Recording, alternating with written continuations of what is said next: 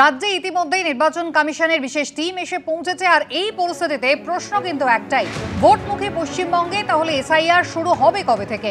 সূত্রের খবর, দফায় দফায় বৈঠকে জাতীয় নির্বাচন কমিশনের প্রতিনিধিরা জানতে চেয়েছেন এসআইআর এর বিজ্ঞপ্তি প্রকাশের পরে এনুমারেশন ফর্ম অর্থাৎ এসআইআর এর জন্য যে আবেদনপত্র ৩-৪ দিনের মধ্যে তার ২০% ছাপানো কি সম্ভব? যাবতীয় প্রস্তুতি ১১ থেকে ১৫ই অক্টোবরের মধ্যে শেষ করার নির্দেশ দিয়েছে নির্বাচন কমিশনের এই বিশেষ দল।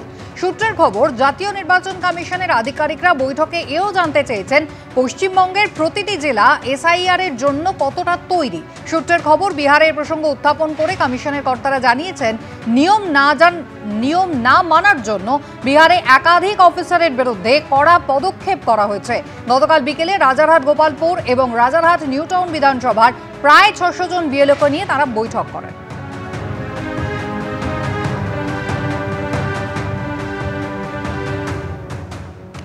সূত্রে খবর, বৈঠকে একটি প্রশ্নের উত্তরে ডেপুটি নির্বাচন কমিশনার জ্ঞানেশ ভারতী জানান, সুপ্রিম কোর্টের নির্দেশ অনুযায়ী আধার শুধু পরিচয়পত্র, এটা কোনো ঠিকানা বা নাগরিকত্বের প্রমাণ নয়। বিএলওরা আধার কার্ডকে আরেকটি পরিচয়পত্র হিসেবে গণ্য করবেন। এর বেশি আধার কার্ডকে গুরুত্ব দেবে না জাতীয় নির্বাচন কমিশন।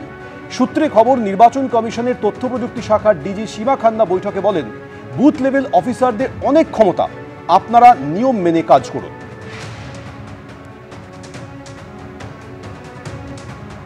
কিছুটা বিএলও যেটা আছে, গাইডলাইন কি আছে, সার্কুলার কি আছে, বিএলও কিরকম কাজ করবে, বিএলও কোনো প্রবলেম হচ্ছে না হচ্ছে, বিএলও কোনো প্রবলেম, এসব জিনিস আর কি আছে, জেনারেল জিনিস ছিল। এ রাজ্যে অবৈধ ভোটারের সংখ্যা কত, এই নিয়ে বারবারই কিন্তু বিরোধীরা সরব হয়েছে। আর এবার শান্তনু ঠাকুর তিনি দাবি করছেন প্রায় ১,২০,০০,০০০ অবৈধ ভোটারের নাম বাদ যাবে এসআইআর হলে।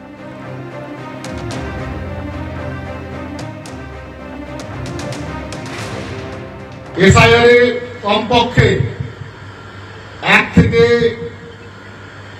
১,২০,০০,০০০ মানুষ যারা অবৈধভাবে ভোটার হিসেবে পশ্চিমবঙ্গের মাটিতে আঁকড়ে ধরে বসে আছে, তারা কিন্তু বাদ যাবে।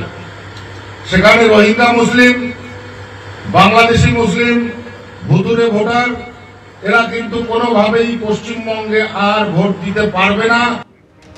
শান্তনু ঠাকুরের যে মন্তব্য, এই মন্তব্য নিয়ে তৃণমূলের পাল্টা দাবি, মানুষকে বিভ্রান্ত করার চেষ্টা চলছে। ও প্রমাণ দিক যে ১,২০,০০,০০০ লোক যদি রোহিঙ্গা হয়, তো ও যে এতটা ডিটেলস যদি জানে, তাহলে ওইগুলো সবও জানে, ওকে সঙ্গে মিলেমিশে আসে, তাহলে মানে কি করে বলবো, আমরা তো জানি না। সাধারণ মানুষের বিভ্রান্তি।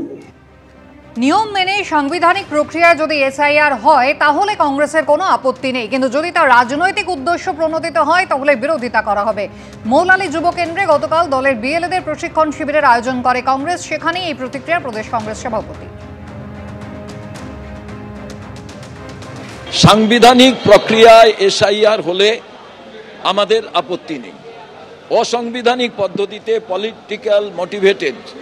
পলিটিক্যালি মোটিভেটেড এসআইআর করতে গেলে তার আমরা নিশ্চিতভাবে বিরোধিতা করব। আমরা মনে করি যে জেনুইন কোনো ভোটার যাতে বাদ না যায়,